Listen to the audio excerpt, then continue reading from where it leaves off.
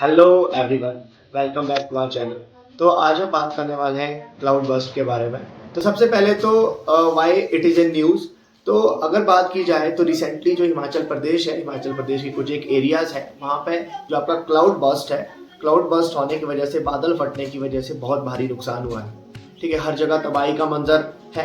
तो आज हम पूरा इसके बारे में डिटेल वीडियो बनाने वाले हैं कि क्लाउड बर्स्ट क्या होता है, किस तरह से वो आता है और क्या क्या प्रिवेंशन या क्या क्या मेजर्स हम कर सकते हैं कि अगर हमने जो नुकसान इससे होता है, इससे होने वाला नुकसान है, उसको हमने कम करना है। तो सबसे पहले हम बात करेंगे कि क्लाउड बर्स्ट जो है वो क्या होता है। तो according to Indian meteorological department, जो आपका क्लाउड बर्स्ट है, क्लाउड बर्स्ट में क्या होता है बेसिकली, उसमें ऐसा नहीं होता कि कोई बादल फट रहा है या बादल फटेगी। तो बेसिकली होता है क्या, एक पर्टिकुलर बहुत छोटे से रीजन में क्या होता है, आपका बहुत ज़्यादा हैवी रेनफॉल होता है, वो भी एक स्मॉल इंटरवल ऑफ टाइम के लिए। तो जब एक स्मॉल इंटरवल ऑफ टाइम के लिए एक पर्टिकुलर एरिया में, छोटे से रीजन में क्या होता है, बहुत सारी बारिश आती है, तो उस प्रोसेस या इस फेनोमेनन को हम क्या बोलते हैं, क्लाउड बर्स्ट बोलते हैं। तो जो एक क्लाउड बर्स्ट होता है ये बिल्कुल सडन होता है। मतलब जब एक पर्टिकुलर एरिया में अगर बात की जाए तो एक पर्टिकुलर छोटे से रीजन में जब 10 सेंटीमीटर से भी ज़्यादा पानी आता है लेस देन 1 आवर में, तो हम उसको बोलते हैं कि जो हमारा बादल है वो फट चुका है। तो बेसिकली अगर देखा जाए तो एक छोटे से रीजन में जब क्या होगा, आपका बहुत ज़्यादा पानी आएगा, बहुत ज़्यादा पानी आएगा, ठीक है, मोर देन 10 सेंटीमीटर पानी आएगा एक पर्टिकुलर रीजन में लेस देन 1 आवर में, तो हम उसको बोलते हैं कि वहाँ पे बादल फट चुका है या क्लाउड बर्स्ट हो चुका है। अब जो आपका क्लाउड बर्स्ट है, अब हम उसके कॉजेस के बारे में देखने वाले हैं कि जो क्लाउड बर्स्ट है वो किस किस वजह से होता है या क्लाउड बर्स्ट किस तरह से होता है। तो बेसिकली आपने देखा होगा एक सिंपल प्रोसेस होती है जिसको हम बोलते हैं इवेपोरेशन। तो जब इवेपोरेशन दिन भर होती रहती है तो उसकी वजह से क्या होते हैं, जो आपके वाटर मॉलिक्यूल्स हैं वो इवेपोरेट होके ऊपर चले जाते हैं। अब होता क्या बेसिकली, जैसे जैसे वो हाइट में जाते हैं तो टेम्परेचर कम होने की वजह से वहाँ पे एक और प्रोसेस होती है जिसको हम बोलते हैं कंडेंसेशन। तो कंडेंसेशन में क्या होता है, जो आपके वाटर वेपर्स होते हैं वो अगेन वाटर में कन्वर्ट हो जाते हैं और वो कंडेंस हो जाते हैं। तो जब वाटर वेपर आपके कंडेंस होंगे तो उसके बाद क्या होता है, कॉन्टिन्यूसली जो आपकी हॉट एयर है वो क्या करती है, हमारी ऊपर को राइज करती है। तो जब आपकी हॉट एयर ऊपर को राइज करेगी तो वो हॉट एयर क्या करेगी, जो आपके ऊपर वाटर मॉलिक्यूल्स हैं उसके ऊपर क्या करेगी, प्रेशर लगाएगी। तो प्रेशर लगाने की वजह से जो आपके वाटर मॉलिक्यूल ऊपर कंडेंस फॉर्म में होंगे वो नीचे नहीं आ पाएंगे। और होगा क्या बेसिकली, हॉट एयर की वजह से वो क्या करेंगे, जो ऊपर वाटर मॉलिक्यूल है वो क्या आएंगे, आपके एक दूसरे के नज़दीक आएंगे। एक दूसरे के नज़दीक आने से वो क्या करेंगे, बहुत बड़े बड़े वाटर मॉलिक्यूल्स या वाटर ड्रॉपलेट्स में कन्वर्ट हो जाएंगे। तो जब ये फेनोमेनन होता है कॉन्टिन्यूसली, जब आपकी हॉट एयर ऊपर राइज करती है तो वहाँ पे क्या बनते रहते हैं, वाटर मॉलिक्यूल्स के क्लस्टर बनते रहते हैं।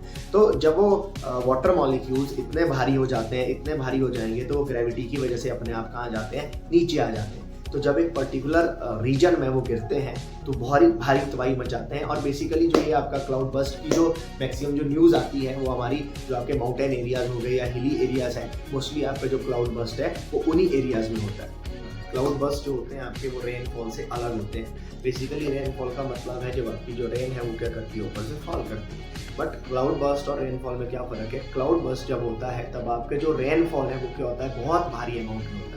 मतलब जब एक पर्टिकुलर छोटे से रीजन में क्या होगी, बहुत ज़्यादा बारिश होगी, बहुत ज़्यादा रेनफॉल होगी, तब हम उसको क्या बोलते हैं, क्लाउड बर्स्ट बोलते हैं। और रेनफॉल का मतलब है जब आपका बहुत कम अमाउंट में जो पानी है वो आपका नीचे के लिए आता है।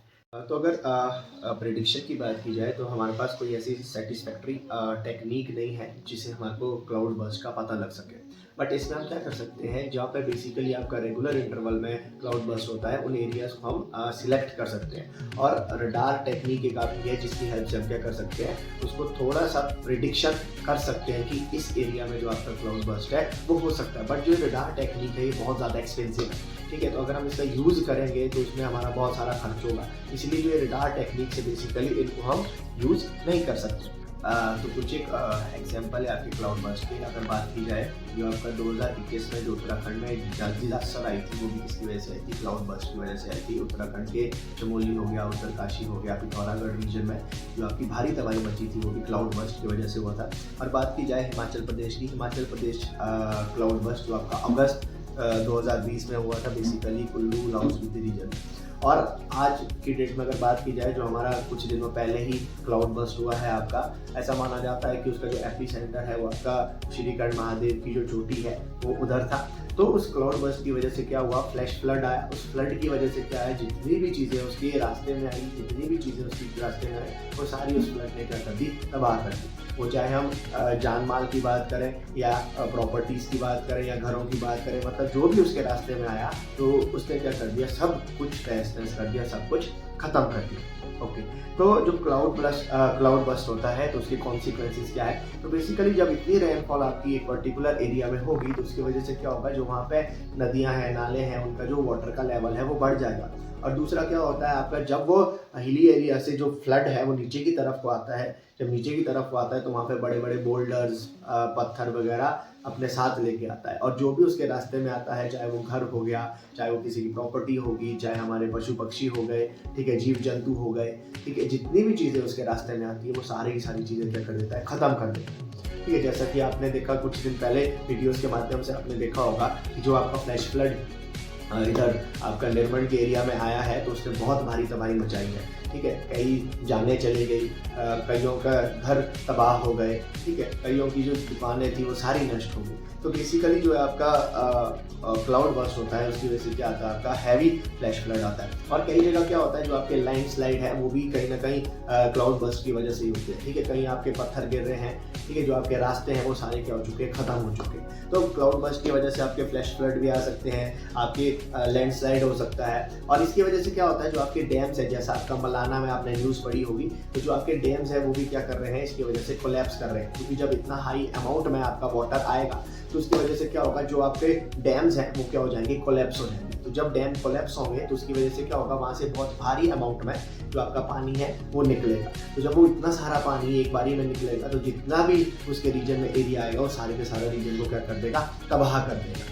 हम बात करने वाले हैं जो क्लाइमेट चेंज है उसका क्या इम्पैक्ट पड़ता है क्लाउड बर्स्ट के ऊपर। सबसे पहले इसकी वजह से क्या होता है, इंक्रीज्ड एटमॉस्फेरिक मॉइस्चर। तो जैसे जैसे आपका ग्लोबल टेम्परेचर बढ़ेगा, ग्लोबल टेम्परेचर बढ़ने से क्या होगा, जो आपकी एटमॉस्फेयर है, तो एटमॉस्फेयर की वाटर वेपर्स को होल्ड करने की जो पोटेंशियल है या होल्ड करने की जो स्ट्रेंथ है वो बढ़ जाएगी। तो उसकी वजह से क्या होगा, जो आपका एटमॉस्फेयर है वो क्या कर सकता है, बहुत ज़्यादा जो मॉइस्चर है उसको क्या कर सकता है, होल्ड करके रख सकता है। तो जब वो बहुत ज़्यादा मॉइस्चर को होल्ड करेगा तो उसकी वजह से क्या होगा, जो आपके क्लाउड फॉर्मेशन है वो क्या होंगे, बहुत ज़्यादा इंटेंस होंगे। मतलब इतने आपके जो आपके क्लाउड्स नॉर्मली बनते हैं उसमें जो वाटर का लेवल होता है वो बहुत कम होता है, मॉइस्चर का जो लेवल है बहुत कम होता है। तो जैसे आपका ग्लोबल टेम्परेचर बढ़ेगा तो उससे क्या होगा, जो आपकी एटमॉस्फेयर की टेंडेंसी है वाटर वेपर्स या मॉइस्चर को होल्ड करने की, वो क्या हो जाएगी, बहुत ज़्यादा बढ़ जाएगी। तो जब मॉइस्चर को होल्ड करने की स्ट्रेंथ बढ़ जाएगी तो उसकी वजह से जो आपके क्लाउड फॉर्मेशन है वो क्या हो जाएंगे, बहुत इंटेंस हो जाएंगे। मतलब जो आपके क्लाउड्स बनेंगे उसमें जो वाटर की कंसंट्रेशन या जो मॉइस्चर की कंसंट्रेशन है वो क्या हो जाएगी, बहुत ज़्यादा बढ़ जाएगी। दूसरा, जो अर्बनाइजेशन हो रही है, डिफॉरेस्टेशन हो रहा है, उसकी वजह से भी कहीं ना कहीं जो आपका क्लाउड बर्स्ट जैसी सिचुएशन है ये आपकी बन सकती है। ठीक है, और जो आपके ग्लेशियर मेल्ट हो रहे हैं, ठीक है, जो आपका ग्लेशियर पिघल रहे हैं, जैसे आपका ग्लोबल वार्मिंग हो रहा है, अर्थ का एवरेज टेम्परेचर बढ़ रहा है, जो आपके ग्लेशियर है वो क्या हो जाएंगे, मेल्ट करना शुरू करेंगे। तो उसकी वजह से क्या होगा, वो वाटर को क्विकली रिलीज करना शुरू करेंगे। तो जितना क्विकली वाटर रिलीज होगा उतने ज़्यादा क्या होगी, आपकी क्लाउड बर्स्ट होने की जो सिचुएशन है वो क्या हो जाएगी, बढ़ जाएगी।